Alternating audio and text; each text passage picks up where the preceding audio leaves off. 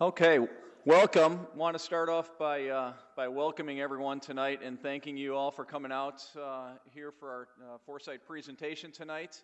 On behalf of myself, I'm Sam Miller, but on behalf of Professor Harms, Professor Cachot, and Professor Balco, we appreciate you taking time to come out. I think you're going to enjoy tonight's conversation. We've got a returning guest speaker that really has a message that's such a great fit for the early part of our Foresight process. So one quick bit of housekeeping. Professor Cachot is taking attendance, so if you're in one of her sections and you did not sign in on the attendance sheet, please go ahead and do so. Also, if you could please make sure that your mobile devices are off and won't be a distraction for our speaker this evening. We appreciate that. Okay, so for tonight, here we are. We're in the earliest of the stages of our Foresight process, and it's sort of a challenge and opportunity in exploring how change is occurring and how we might use what we uncover in that change that we find to spot and act on new opportunities, right, in a business context. And so this evening we've got a speaker who is a strategy consultant, has a long resume of achievements in strategy, but most particularly in the concept of triple bottom line and sustainability. And that's really what we're here to explore this evening. So I'd like to introduce our guest speaker. Bill Marquard is, as I mentioned, a returning guest speaker here, has spoken to this group and others here on campus several times. He's a Notre Dame graduate, class of '82. He is a father of a current Foresight student. Patrick is his boy, who's a junior here in Mendoza and is taking the class now. Back earlier in his career, Bill was one of the founding partners that started the strategy practice at Ernst & Young and created some really unique strategy work for that firm, including working with Walmart in their days when they were first exploring and discovering what sustainability was all about. And back with his experience in that process, wrote a book called Wall Smart, which was about how to succeed in an economy where a major retail player was becoming a bigger force in this sector. From after his days with Ernst & Young, he founded a consulting practice for sustainability and worked with companies to create sustainable strategies, and a practice by the name of Marble Leadership Partners that he developed and built for several years, and has now transitioned. He's a director of strategy for Deloitte and is working with global companies to develop sustainable strategies and turn that into competitive advantage. So without any further delay, I'd like to have us all give a great warm Notre Dame welcome to Bill Marquard.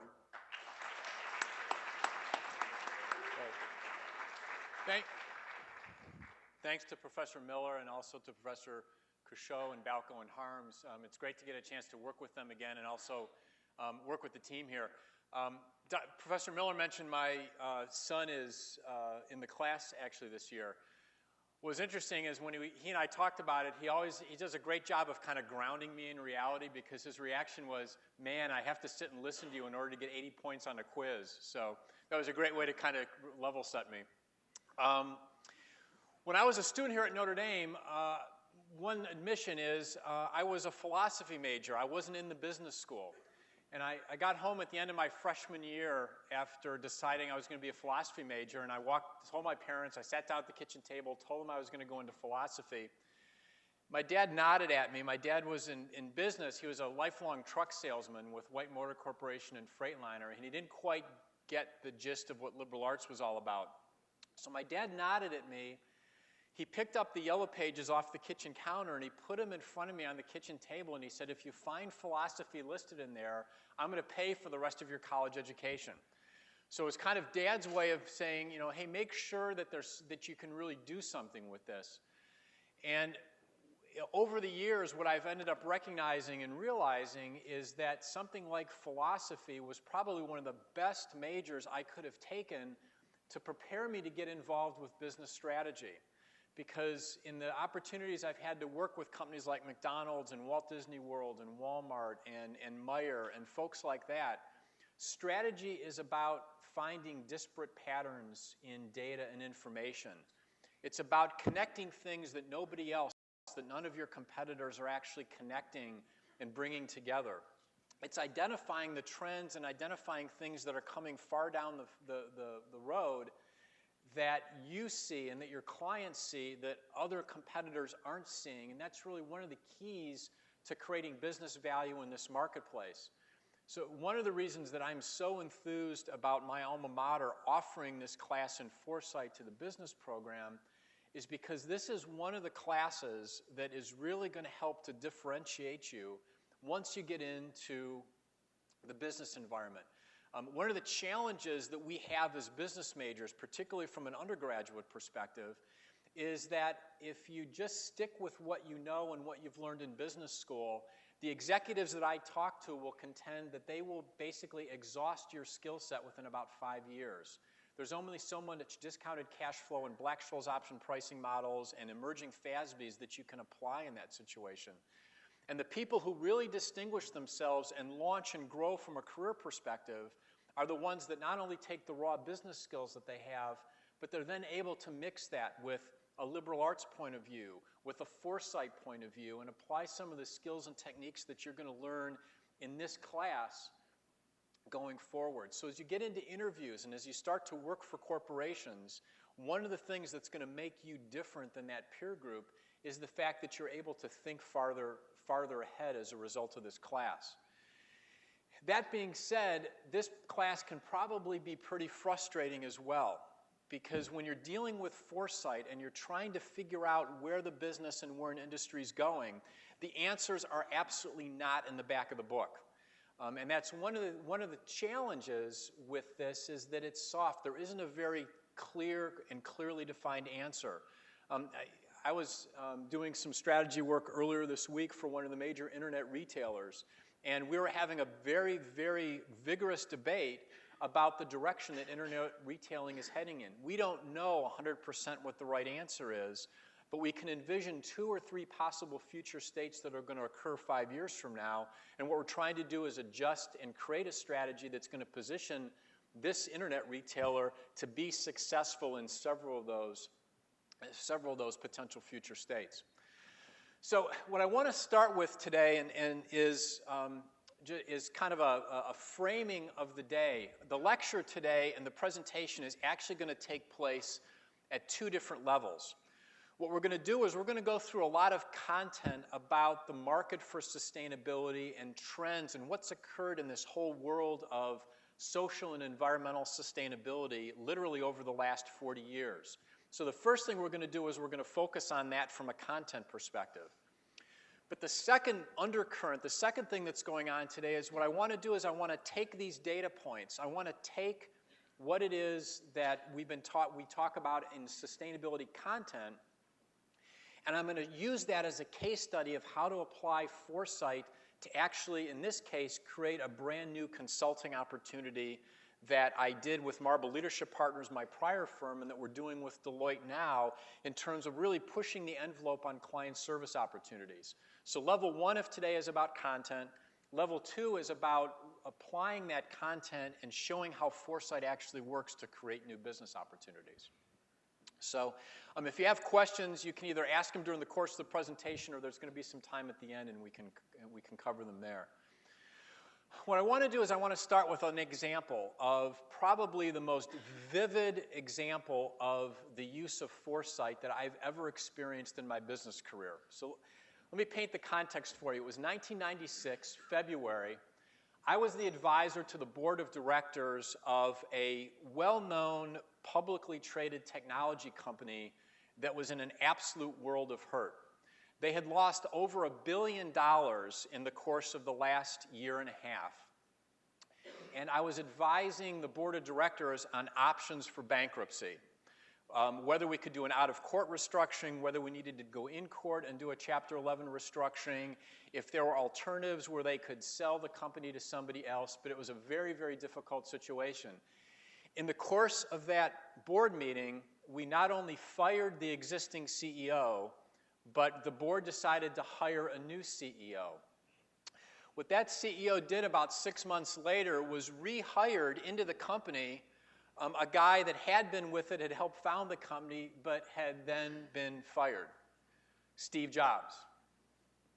So in 1996, I was working with Apple's board of directors on options for filing bankruptcy.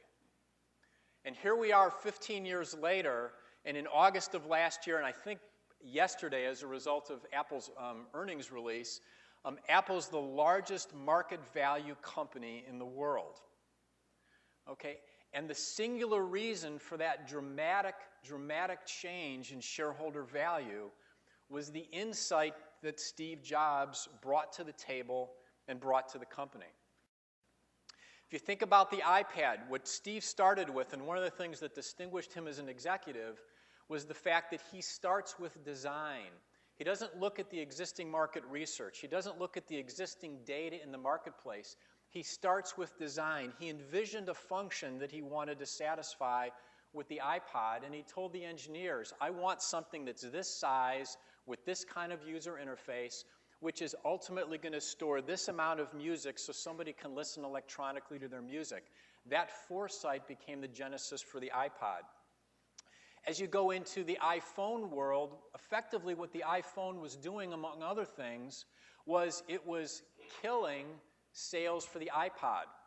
So as part of Foresight, what Steve was constantly doing was figuring out a way to obsolete his own technology, because he realized that if he didn't obsolete it himself, a competitor would.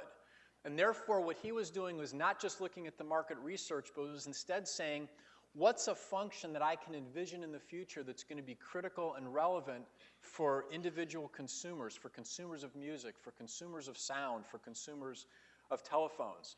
You know, that even then led to the iPad and is now leading to the cloud.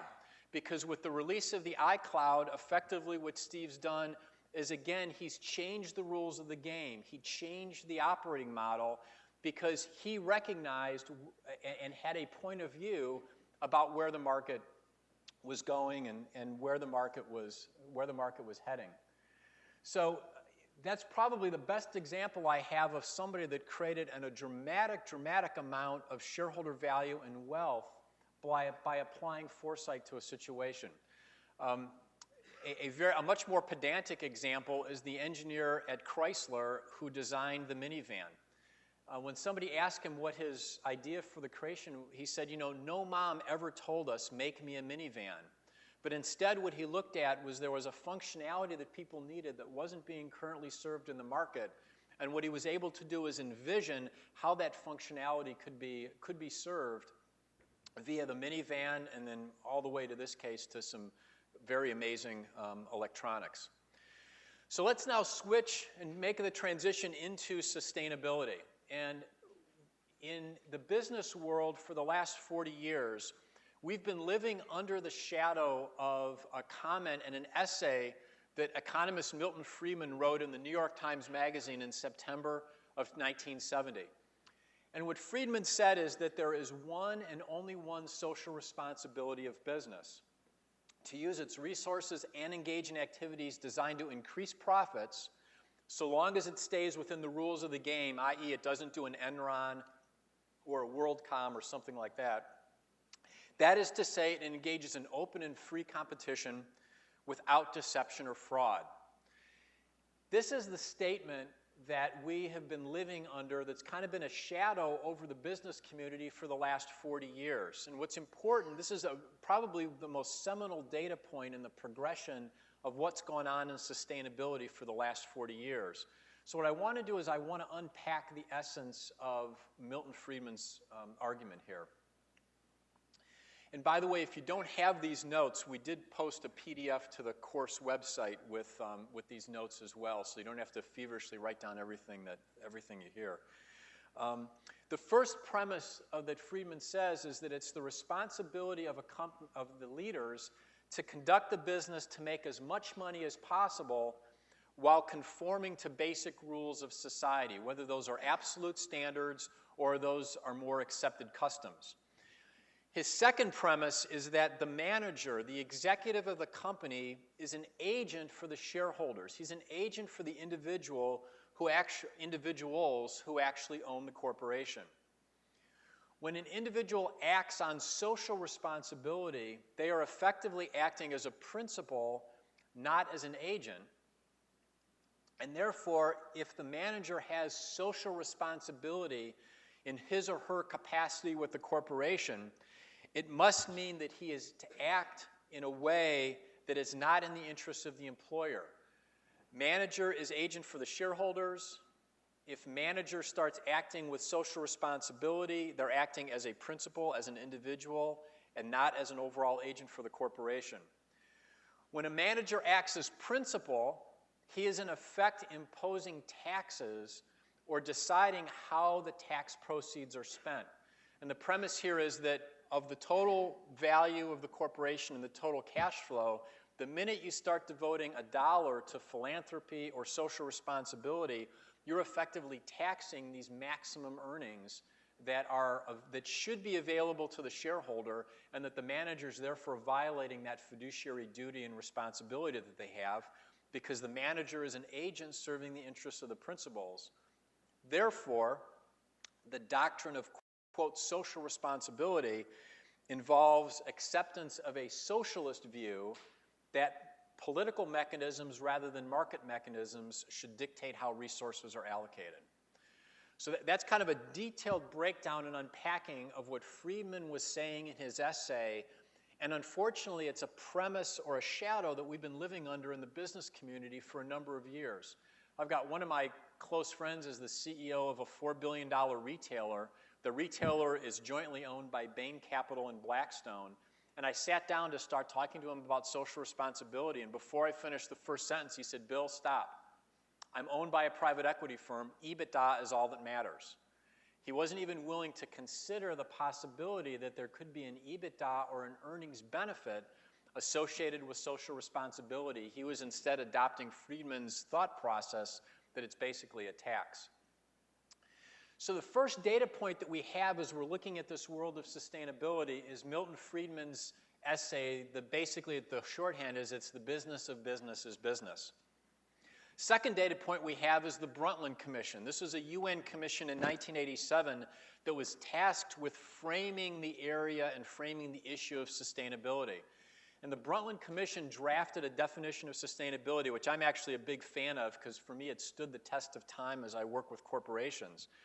Sustainable development is development that meets the needs of the present without compromising the ability of future generations to meet and satisfy their own needs.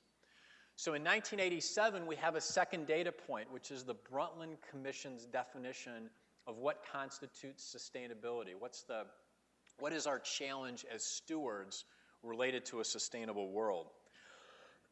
The third data point is something that John Elkington developed in the early 1990s called the triple bottom line. How many of you have either read about that or heard of the triple bottom line? Okay. Triple bottom line has three elements to it, generally called the 3 Ps: planet, people, and profit. And those are actually shorthand for environmental sustainability, social sustainability, and economic sustainability. So if I'm being good to the planet, I'm being environmentally sustainable. If I'm being good to society and good to the people, I'm being socially responsible. And if I'm being good to my shareholders and generating profit, then I'm economically sustainable. So this third data point we had was the presentation and the premise of the triple bottom line that Elkington proposed in 1993. Now, the challenge in implementing triple bottom line thinking is that for most senior executives and senior management teams, it introduces a schizophrenia. Because as a senior executive, I don't know whether to optimize people or profit or planet. And if I optimize two, I probably sub-optimize the third, and there was really no interrelation or interaction between those three. And effectively what was happening is that if I'm a CEO, when I'm talking to my shareholders, I'm telling them how great the profit is, and when I'm talking to the Nature's Conservancy, I have to say how good I am to the environment. And when I'm speaking to the U.S. Conference of Bishops or to a political or a social group that owns my stock, I've got to tell them how good I am to the people.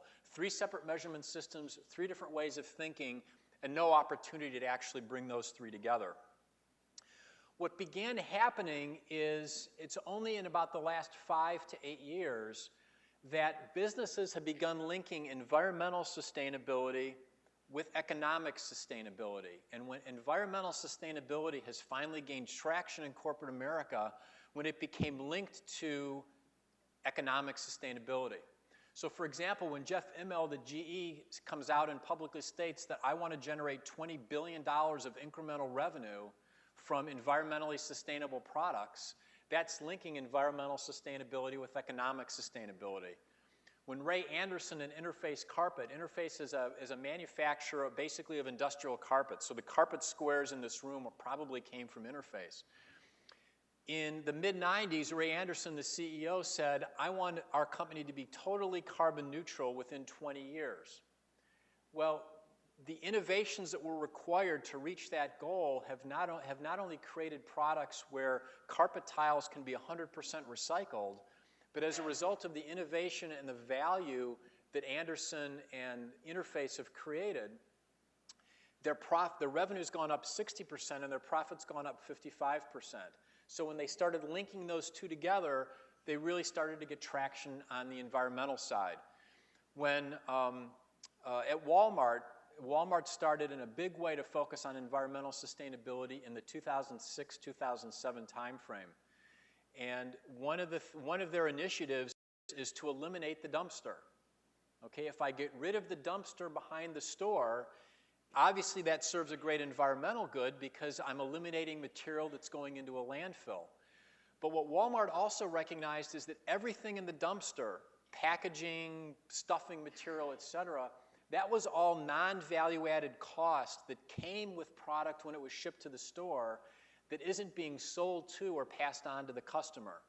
So it was not only good environmental sense, but it also made good business sense for Walmart to try to focus on ways to eliminate its packaging. In fact, one of the other funny stories is one day one of the store managers walked into the back room of a Walmart store, kind of the break room where the employees work, and they found out that somebody had gone in and unscrewed the light bulbs in the Coke machine where they sell Coke back in the break room.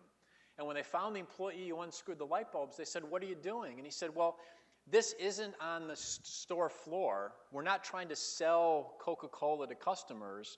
We're wasting power by having the lights on advertising Coca-Cola back in the break room. Walmart calculated that they could save $1.2 million a year if they unscrewed the light bulbs in all the Coke machines in the break rooms. So they went back to Coca-Cola and said, you either create for me a machine and a cooler that's more energy efficient by $1.2 million, or we're going to go unscrew the light bulbs. And that was what drove an innovation at Coca-Cola in order to create a new, more energy efficient way of ultimately dispensing Coca-Cola. What we're seeing is we're at the early stages, but corporations are now beginning to recognize that social sustainability, when it's linked to economic sustainability, can also be very good business as well. And I'm going to go through a few examples of that in a few minutes. So in 1994, our third data point is the triple bottom line with Elkington, and then we have some data points that are much further out here, especially in the 2000s, as corporations and CEOs are beginning to recognize the linkage between planet and profit, and then ultimately between people and profit. Along comes Peter Drucker, the great management guru. Very near his death, he made a very insightful comment. He said that every single social and global issue of our day is actually a business opportunity in disguise. So what Drucker did is challenged us to say, listen, every issue that's out there is something that a well-run capitalistic corporation operating within the rules can potentially solve. You just need a new lens and a different way of looking at things to recognize that opportunity. So Drucker tells us in 2004 that social and global opportunities are really business opportunities in disguise. I mentioned Interface Carpet and Ray Anderson, what he started in 1996, and the company is well along the way of ultimately achieving that goal of carbon neutrality within 20 years. Then I want to share with you a few case study examples from more recent times that give us about 3 more data points to put on our graph. The CEO of Dannon Yogurt challenged his team about 4 years ago and said, help me solve and address the malnutrition problem in Bangladesh. And what his team did is they innovated a highly nutritious yogurt product. It's manufactured in small footprint, 7,000 square foot plants, from milk purchased from local farmers, and the yogurt is distributed through the network of Grameen phone ladies that sell prepaid phone services. And it sells for 7 cents a cup, and it's shelf stable. It doesn't need to be refrigerated. So what Dannon did is they addressed a social need, malnutrition and undernutrition in Bangladesh. And they developed a new market. They innovated a new product, this yogurt. And what they've learned about the efficiencies of small footprint manufacturing, they're now exporting around the world to their larger manufacturing facilities. So what Dannon was able to do was serve a social good at the same time they were doing it in a way that was accretive to shareholder value.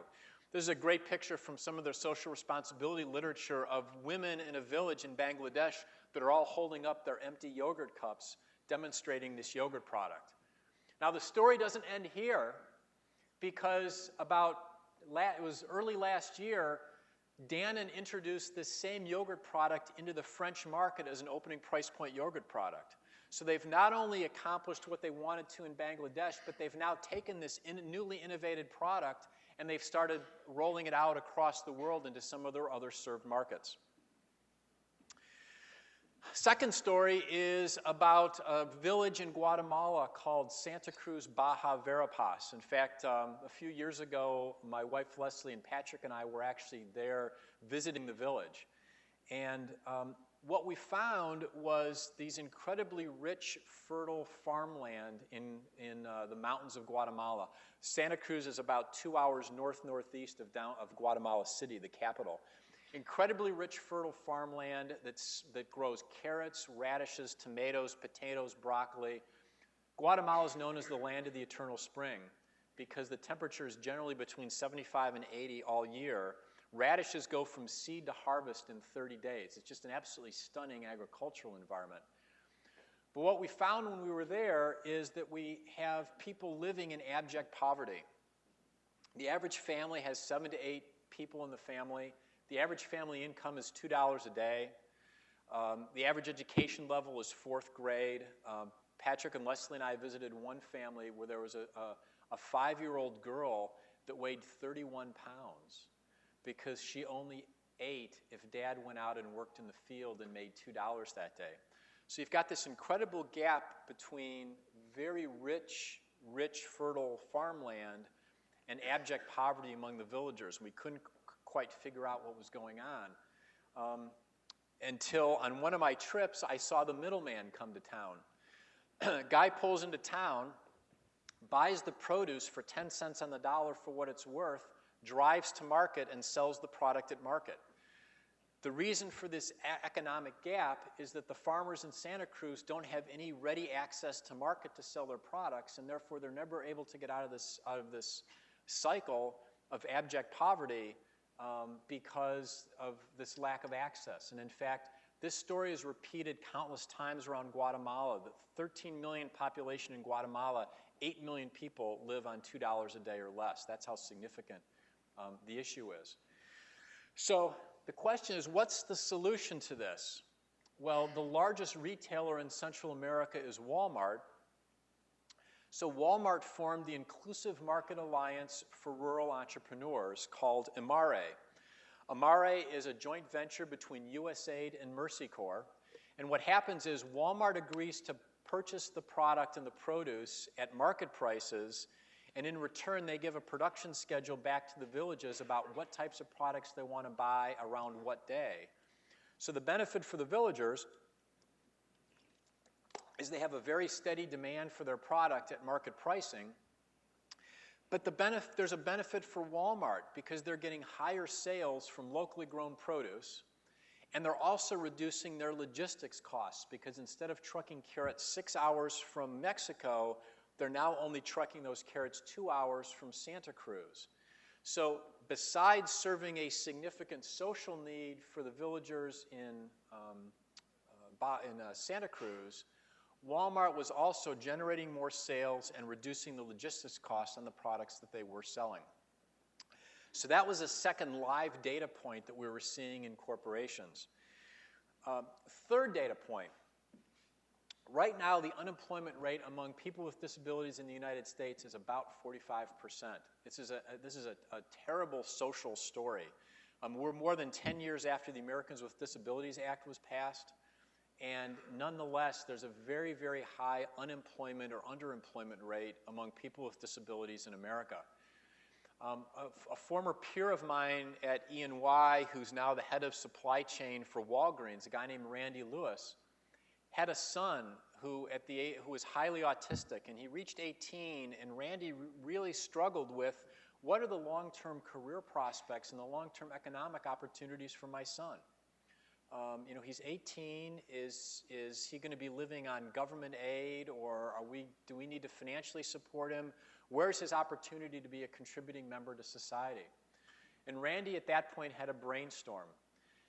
Walgreens opened a new distribution facility in Anderson, South Carolina, with a goal that 40% of the production jobs in the warehouse would be filled by people with disabilities. The program was not just successful, it was out of the park. And in fact, Randy was quoted as saying, that this DC is not just good, it's better.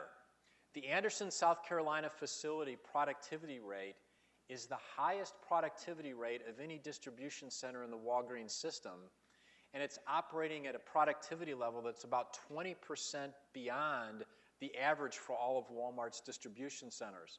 And this program has been so successful that they've now extended it to all of the DCs in the United States with the goal of at least 10% of the production jobs being filled by people with disabilities.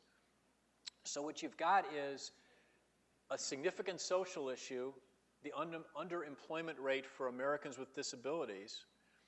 Walgreens addressed and solved that using the assets of the core business, but they did it in a way that was also accretive to shareholder value because the productivity rate drops right to the bottom line. It reduces the delivered cost of everything from Tylenol to macaroni and cheese to scarves to lipstick that gets delivered out of a Walgreens distribution center into a Walgreens store. So in addition to the 5 data points that we already had, we added 3 more.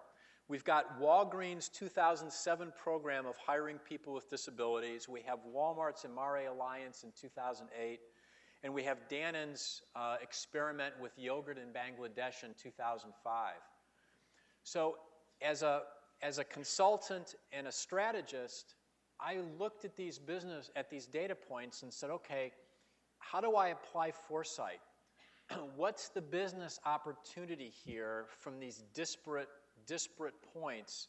They're about sustainability in a way, but are they telling us that there's a greater market opportunity for services down the road? And the answer to that question was yes. As we looked at the market opportunity to connect these disparate data points, what we found is that whereas Milton Friedman had cast this shadow of the business of business is business, he had done something that I call the great ore of business. He basically trained senior executives to think, I can either earn a profit or I can be socially responsible. I can't do both.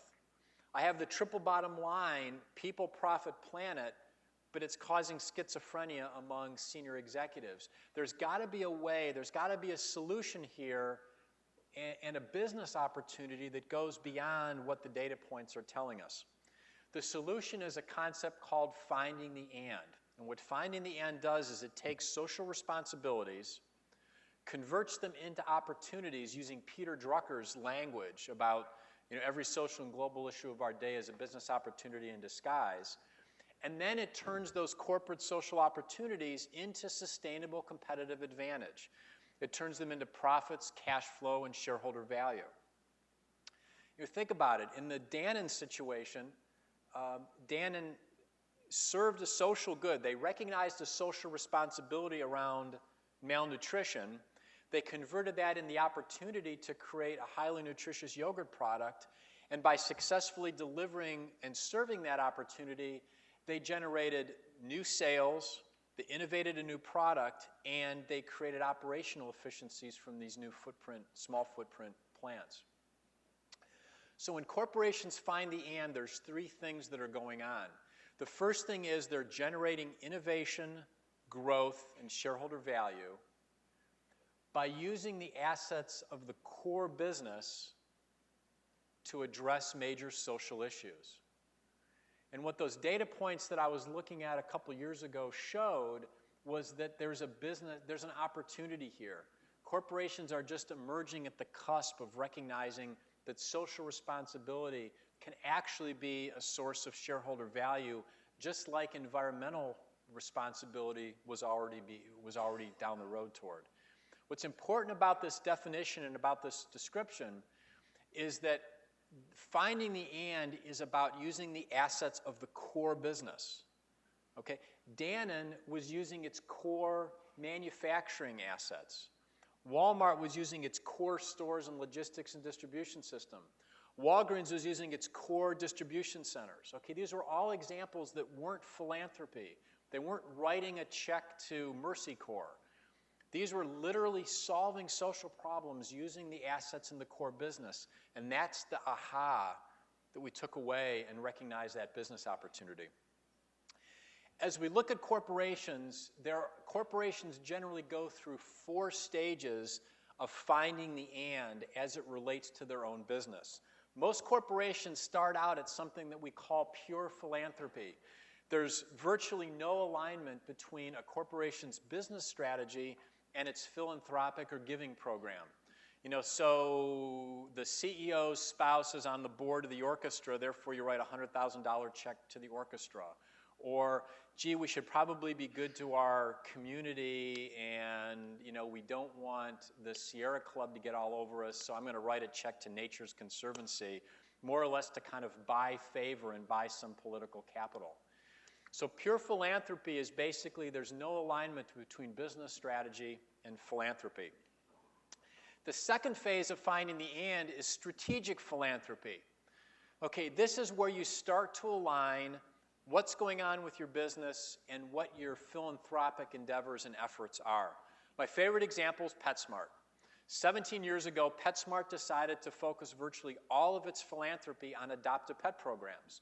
So PetSmart every month runs these programs in their retail stores where they bring live pets in from an adopt-a-pet agency and the pets run around the store or they're there in crates. Customers can come in, they can buy pets. And so if you think about it, it's serving a social good because it's avoiding the euthanasia of companion pets. But it's also consistent with PetSmart's business strategy. Their employees love pets, so having live pets in the store plays to that constituency. Their customers love pets, so having live dogs and cats in the store appeals to that constituency. Since PetSmart started this program 17 years ago, there are also 4 million more dogs and cats that need food and toys. So PetSmart decided to focus their philanthropy in an area that was actually consistent with and accretive to their business value and their business strategy. The challenge that corporations face is that oftentimes they get involved in philanthropy and in strategic philanthropy, but what they miss is a feedback loop. Most major banks offer a financial literacy program. They go into the urban core of major cities or impoverished areas, and they teach programs in financial literacy, how to open a checking account, how to write checks, how to balance a checkbook, basic budgeting, etc. None of those banks built a feedback loop into their philanthropy to understand what they were learning from serving that constituency and bringing it back into the business for the purposes of setting business strategy. As a result, the prepaid debit card market sprung up by two upstarts, Green Dot and NetSpend. They basically were startup companies that created the prepaid debit card market in order to serve the 12% of Americans that are unbanked or underbanked. If banks and financial institutions had been paying attention to a feedback loop in their strategic philanthropy, they would have recognized that market opportunity and would have created products like prepaid debit cards way before NetSpend and Green Dot ever conceived of it. But because that feedback loop was missing in their strategic philanthropy, they didn't get there.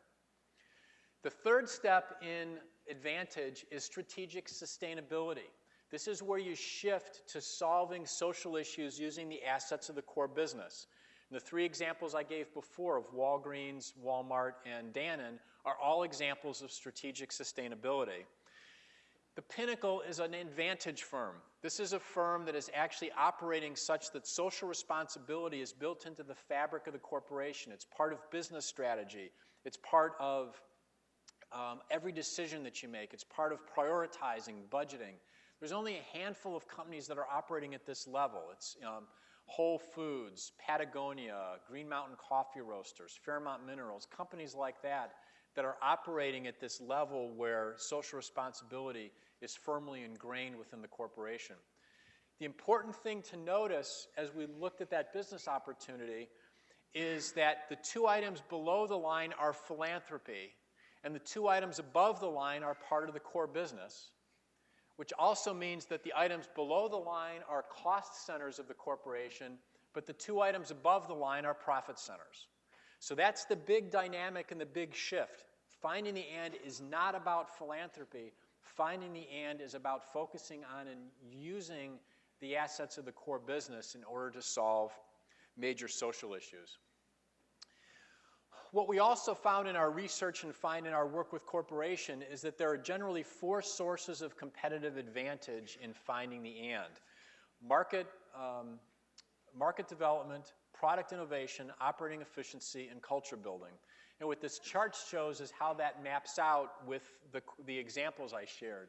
So Dannon developed a new market, innovated a new product, and drove operating efficiency. Walmart developed a market because they were able to sell more locally grown produce, and the operating efficiencies came from lower logistics costs. In the case of Walgreens, they got operating efficiency because of the productivity levels in the distribution centers, and they also got culture building because it basically raised the game for everybody in the corporation, because the people without disabilities that were working at the Anderson Distribution Center really wanted to be held to that high standard of productivity, and the other distribution centers around the world, around the country, are now trying to operate at that same level. So there was this cultural wave that swept across Walgreens when they saw the success of the Anderson DC involving people with disabilities as employees. The other key takeaway on this slide is that in every one of these situations, the corporation had to team with a relevant non-governmental organization or charity or nonprofit in order to ultimately unlock the value of finding the and. Because Dannon couldn't have distributed the yogurt product without the Grameen phone ladies who could be on the ground distributing it. They would have had a great idea and a great product, but they didn't have a distribution system set that they could use. Walmart teamed with USAID and Mercy Corps. USAID provided the funding. Mercy Corps provided training for the farmers and the villagers on basic agricultural practices, invoicing, et cetera.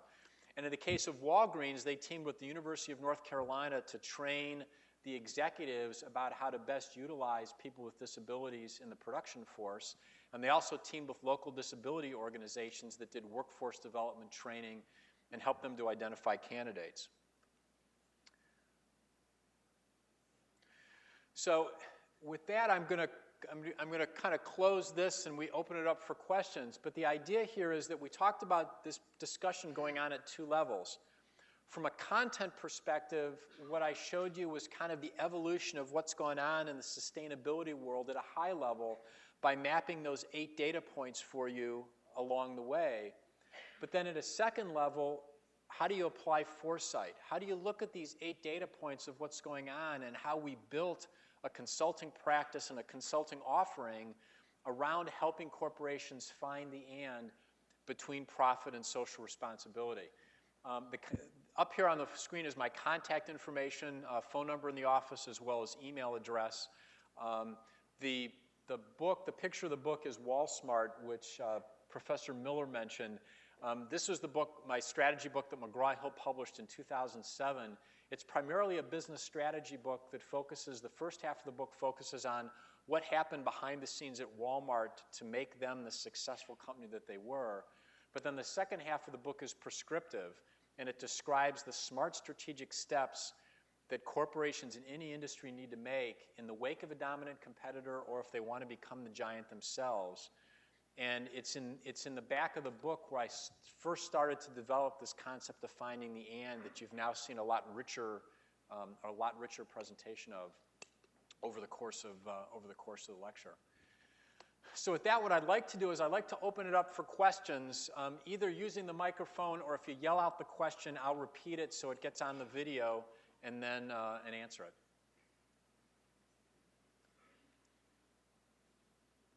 I have a question. I can yell it. You talk about the triple bottom line.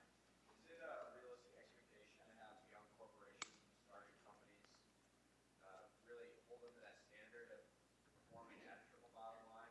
And a lot of your examples, it seems like most of those companies had already, really established themselves as profit drivers, and they're able to leverage that to compete in the people and win aspect. Okay. How can a young company do that? Maybe trying to get out there, trying to gain respect in the market. Is it realistic to expect them to perform at all three?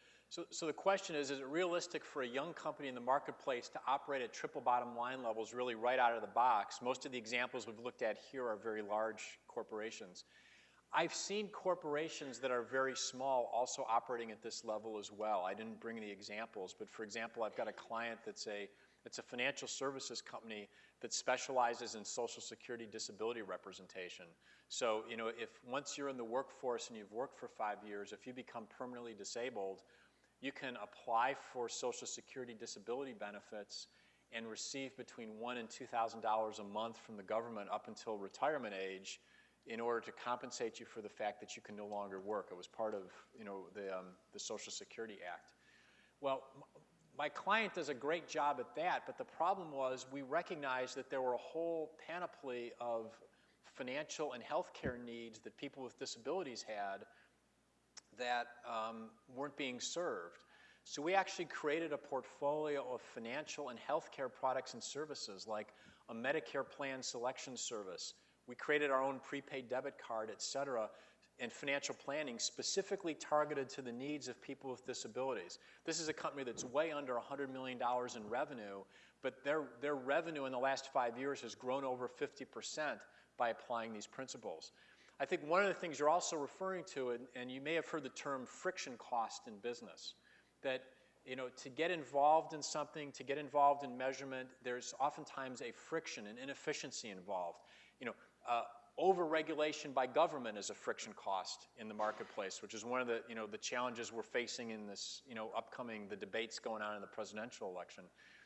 What you find is things like triple bottom line can be perceived as a friction cost, particularly if you try to build some gargantuan measurement system. But instead, if you just start out the company from the perspective of thinking about those 3 things, or later versions like finding the and, then they become kind of part and parcel of everything that's going on in the industry. So, oh great, so I'm the only one that didn't turn his cell phone off.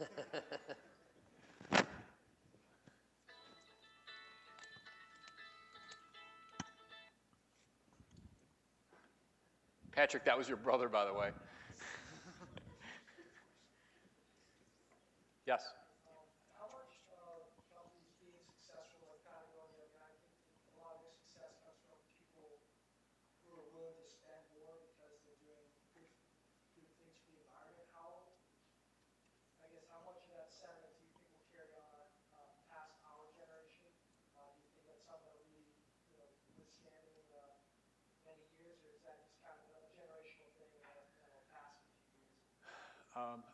question is this idea of like Patagonia, where people are paying a premium for environmentally friendly goods. Is this something that's a fad, or is it something that's going to sustain beyond this generation? I think there's two answers to the question. When you look at the consumer research, there is a lifestyle segment called LHAS, Lifestyles of Health and Sustainability. And the market research shows that around 37% of America kind of fits into that segment. What's interesting is that people in that segment are willing to spend up to 20% more for environmentally healthy and friendly products. But if you actually graph the curve of the percent premium that they're willing to pay relative to the presenting price of the product, it drops off dramatically. So you're willing to buy environmentally friendly coffee at Green Mountain down in the cafe, but when one of the major home builders created an entire environmentally friendly home, of 50,000 homes that were built, only one person was willing to pay the 20% premium for that environmentally friendly product. So that's one data point.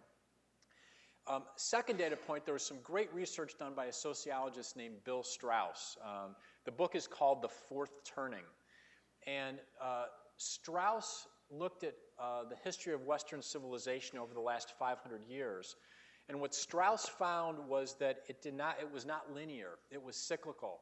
And in Western history, we generally have 80 years that are punctuated by crises. So in American history, there was 1776. 80 years later, Civil War. 80 years later, Depression, World War II. We're coming up almost to that 80-year point. What Strauss's research also showed was that that there are generational cycles and patterns that are also consistent. The 20 to 40-year-olds during the crisis are the hero generation, and they have a similar set of characteristics across each one of these cycles. Likewise, the hero generation spawns a generation that has similar characteristics. So just like the children of Civil War veterans brought us the gay 90s, the children of the World War II heroes brought us the flower children. So there's these cycles that occur. You are in the hero generation if you follow Strauss's research. And the characteristics of the hero generation, besides having the guts to get America through a crisis, you are more outwardly focused than inward focused. You're more focused on values and absolute values. You're more oriented toward family. You are more likely to give and get involved in social activities and be thinking about others rather than thinking about yourself. So I'd argue that if that research and pattern holds true, this generation of health and sustainability actually lasts a lot longer than a fad because of the characteristics of that generational cohort. Other questions?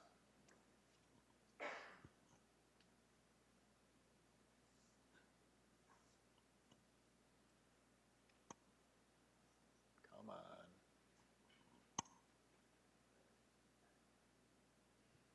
That's the problem with doing the lecture at 7 o'clock at night, right? Do any of the professors have questions, things we want to follow up on? Yeah, Bill, I've got maybe give you a lot one up for you to comment on. So there was just in the press a week or so ago, UPS was recognized as the largest ever contributor to the United Way. Okay, I think that there was some sort of milestone. They passed $1 billion or something. And I was wondering, maybe you're somewhat familiar with it, but how that model of giving might fit on your spectrum of finding the end, and maybe some ideas on how a company like UPS, who's in a ruthlessly competitive space, and fighting for every dollar they can earn in sales revenue, how they can maybe look for opportunities. Okay. So the question is, UPS just passing the $1 billion mark in terms of United Way contributions and being recognized for that, where does that fit in the sequence, and what are some of the implications? What's interesting, where do you think United Way fits on that hierarchy up here?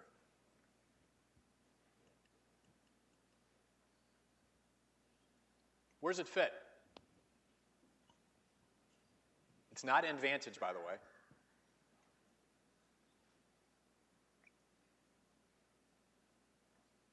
Where's United Way fit? Right. United Way is pure philanthropy.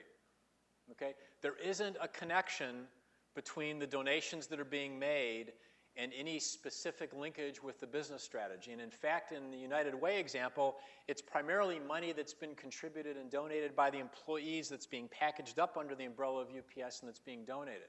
And I'm not saying there's anything wrong with it. I mean, we're the largest giving nation in the world in terms of percentage of income being devoted to philanthropy and charitable causes. But this United Way is operating at this level. It's operating at this level of pure philanthropy. So, for a company like UPS, what's happening is they're getting credit in their brand and they're getting credit in the community for what they've done. My personal experience is that credit generally comes more from CEOs in the city patting themselves on the back for what a great job their companies have done, as opposed to actually looking outward at what's actually been done and what's been changed in the community. So that's one of the challenges that you have. What's also interesting is what's the purpose of the philanthropy that's occurring down here at the pure philanthropy stage? The research shows that boards of directors and senior executives in Europe generally view social responsibility as an opportunity for shareholder value and profit improvement, whereas executives and boards in the United States generally view philanthropy and social responsibility as a risk mitigation strategy. Okay? If I give a lot of money to the Sierra Club, they're not going to pick it outside my store. Or if I give a lot of money to this organization and I end up making a mistake or getting some bad press about a product recall, etc., I'm going to have some political capital that I can spend and some brand equity in the eyes of the consumer that I can spend and not really deteriorate my brand a lot. So there's two sides of the coin here. There's the risk mitigation side of the coin or the I'm actually creating noticeable value side of the coin. The companies that I see doing this really well, even in pure philanthropy, if it's not related to their business strategy, are the companies that focus. So instead of donating money that gets spread around hundreds and hundreds of charities, they will pick 2 or 3 things that they want to be really good at and that they want to be well known for and invest their dollars and invest the time of their people in that endeavor. One of the things that the CEO of PetSmart told me that is fascinating and valuable about their position related to philanthropy is, you can imagine how many times CEOs or the social responsibility departments get hit with requests for donations. By having a very clear strategy, particularly strategic philanthropy, the CEO is able to say, I really commend your organization for what it's doing. You do great work in the community. However, as a corporation, we've decided to focus all of our philanthropic efforts here, and therefore, what you're doing doesn't match the criteria and the area that we've chosen to focus in. So it actually gives the corporation an opportunity to legitimately say no to otherwise worthwhile causes that don't fit that strategy. If you think about if you turn on a light, you can light a room. If you focus it into a laser, you can cut steel. The more you focus that philanthropic spend, the more you focus the strategic spend, the more long-term benefits you're going to create. So I think we have time for one more question, and I'll stand here till I get it. Okay. I'm wondering, from your perspective, to what extent has the financial downturn or the economic downturn recently had an effect on companies' priorities in regard to corporate social responsibility? The question is, what impact has the economic downturn had on companies' attitudes toward and spending on social responsibility? Very good question, and what we've seen is a couple things. There's been a cutback in some of the philanthropic, some of the pure philanthropy. There has been a shift to how can I be a little bit more strategic and a little bit more thoughtful. They're not cutting it out completely, but they're recognizing a need to be a lot more thoughtful. And then what happens is when you get up to strategic sustainability, the winning corporations are the ones that look at those as just as another investment that they're making as part of the portfolio of all the investments that they have on their table. So if you're in that phase and you're actually looking at it like every other portfolio, if you can measure it and demonstrate and estimate the value associated with it, they're moving forward with it. You know, Dannon's gone a lot further with what it's done. Walgreens has expanded the DC program for the people with disabilities in the midst of the recession. So if the business return is there, then you're in good shape and it's moving forward. So couple things. I'll still stay here for a little bit afterwards, so if you have individual questions and want to touch base, I'll be free. If you happen to have questions about Deloitte, Javier is here with us. Javier coordinates a lot of the recruiting for Deloitte here on campus, so if you've got questions about Deloitte, do you want to raise your hand so they know where you are? It's probably the only other guy in here with a tie, right? So feel free to contact him as well. But it's been a real pleasure to see everybody, and we'll see you at Junior Parents Weekend in about 3 weeks. So thanks.